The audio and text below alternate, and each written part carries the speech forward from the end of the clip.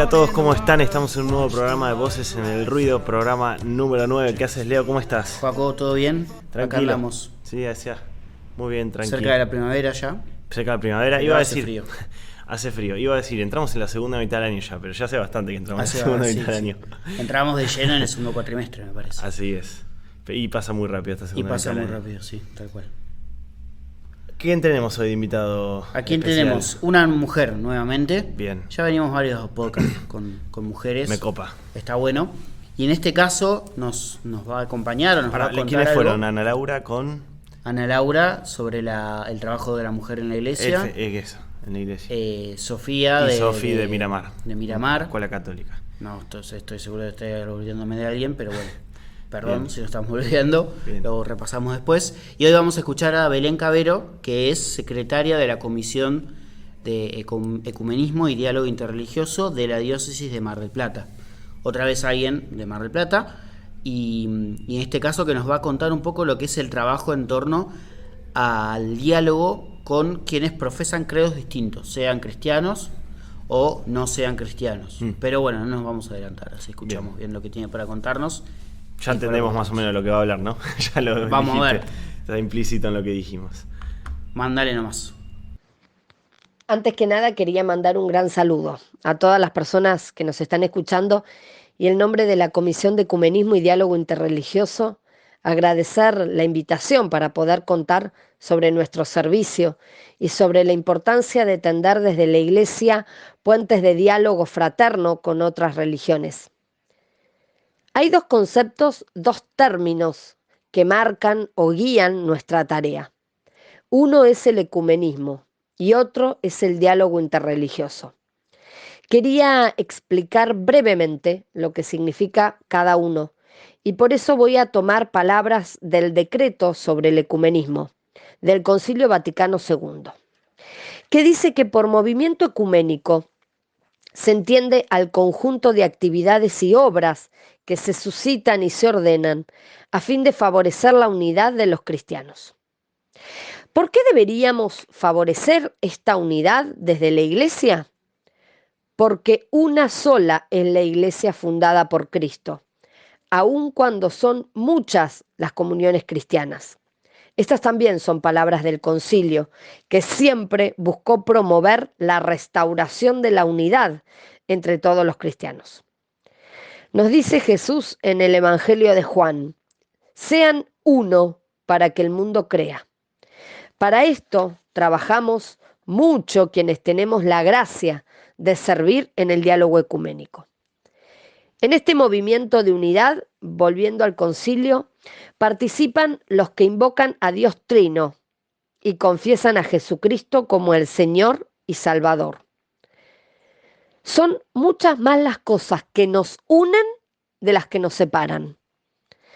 Con las iglesias cristianas compartimos una misma fe, compartimos la misma creencia en nuestro Señor Jesús que murió por nosotros.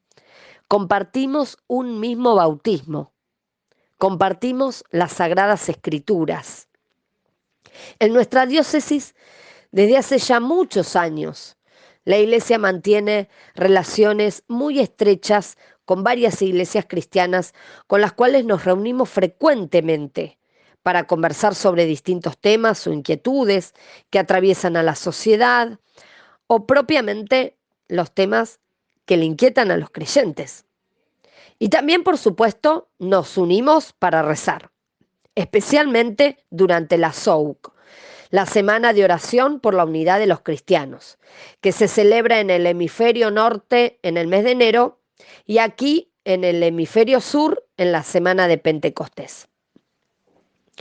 Con respecto al otro concepto del que hablamos al principio, el diálogo interreligioso se centra en la relación de la Iglesia con las religiones no cristianas, especialmente las monoteístas, o también llamadas religiones abrámicas, que son el judaísmo y el islam.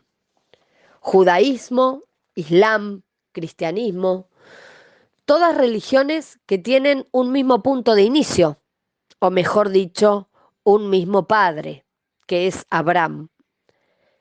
Hace muchos años, en el 1219, San Francisco de Asís partió con uno de sus hermanos en peregrinación hacia el Cairo, durante la Quinta Cruzada.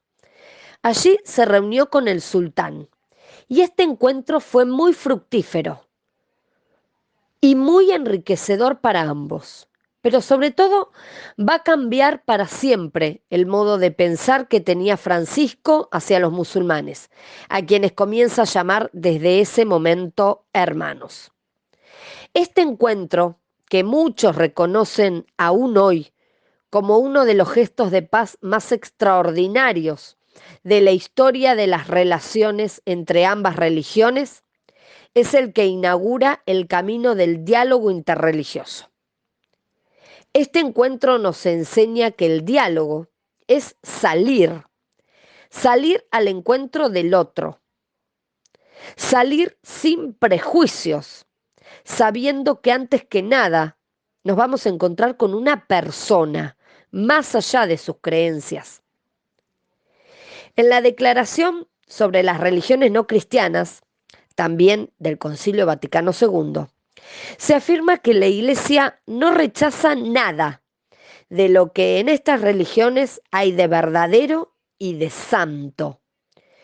Es por eso que, siguiendo los pasos de San Francisco, en el año 1986, otro gran santo, San Juan Pablo II, se reunió en Asís con 150 representantes de las principales religiones del mundo, para unirse en oración, para unirse en ayuno, pidiendo por la paz en el mundo.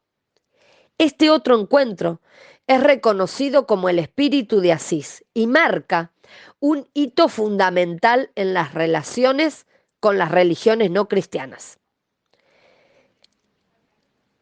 En nuestra diócesis hay una fuerte presencia de hermanos de otras religiones. El año pasado justamente estábamos recordando y celebrando juntos la llegada de los primeros miembros de la comunidad judía a nuestras tierras. Unas 800 personas, unos 800 hermanos que llegaban desde Rusia a Mar del Sur, a bordo de un barco llamado Pampa. La comisión trabaja sin descanso para lograr que en nuestra diócesis todas las personas de fe, todos los creyentes, podamos decir abiertamente que somos hermanos, hijos de un mismo Dios que es amor. Particularmente cuando me invitaron a formar parte de este maravilloso grupo, se me vinieron a la cabeza las palabras de un profesor de la facultad, de la carrera de teología, que nos decía: debemos sentir dolor por la separación.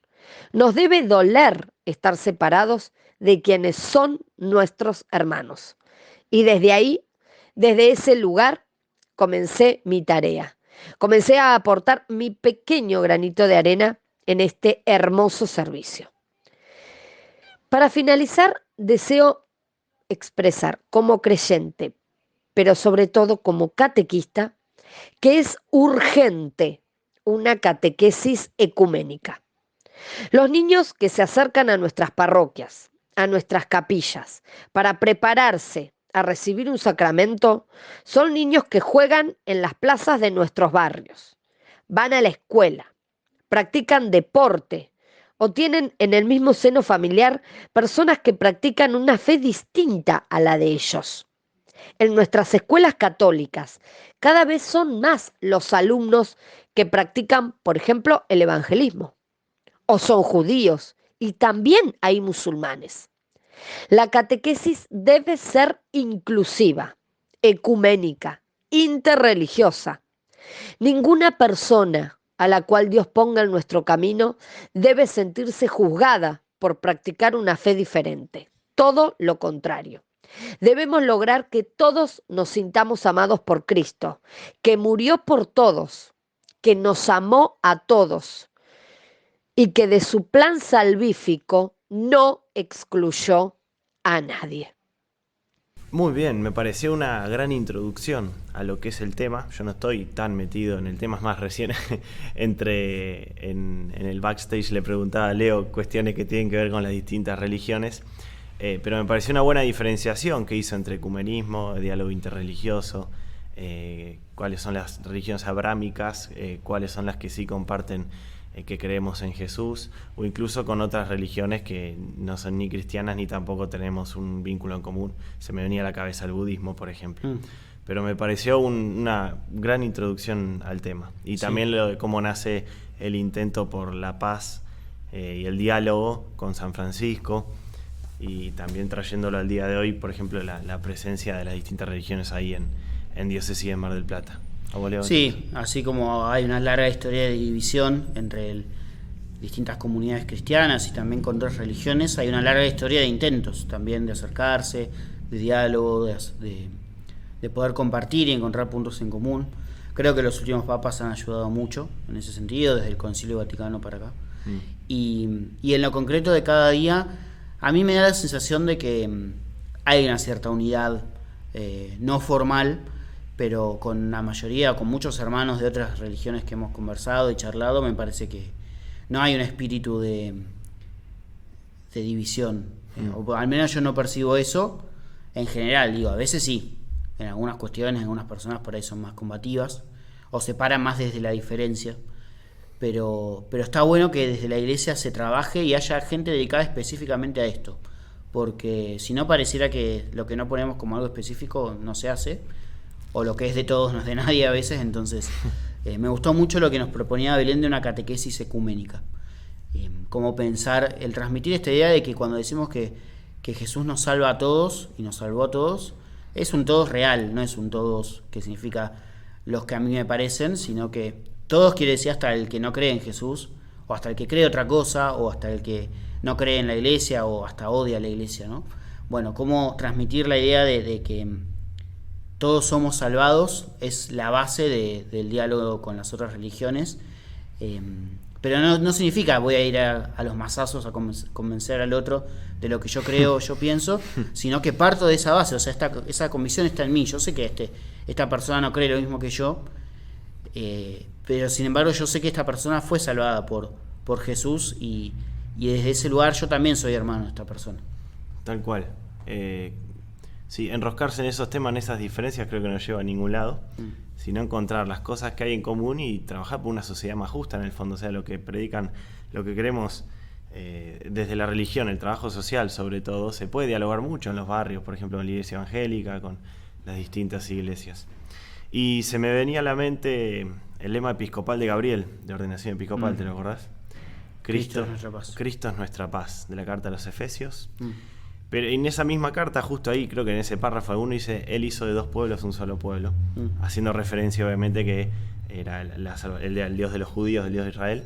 Bueno, ahora es universal, es para todos. Desde esa perspectiva, que en la cruz Jesús abrazó a todo el mundo, como decías vos, Leo, es un todos real. No hay una casta que se va a salvar nada más. Exactamente, sí. Nos salvamos todos juntos, tal cual. Así que, bueno, muchas gracias por esta participación de Belén. Le agradecemos por sumarse para el programa.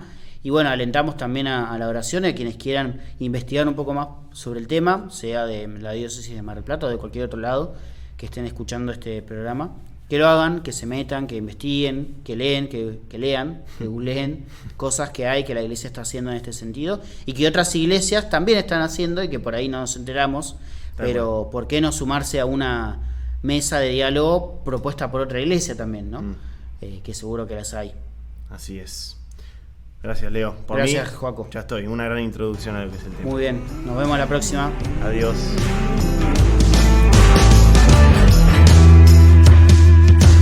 Trouble